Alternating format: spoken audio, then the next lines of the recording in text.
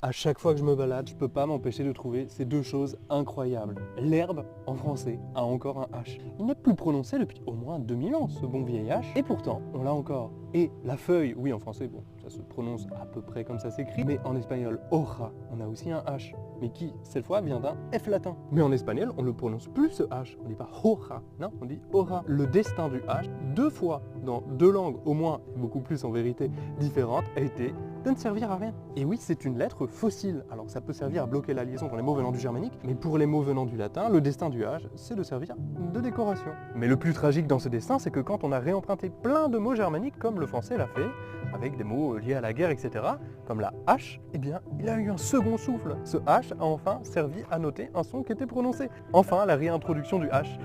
Mais non, il a été reperdu.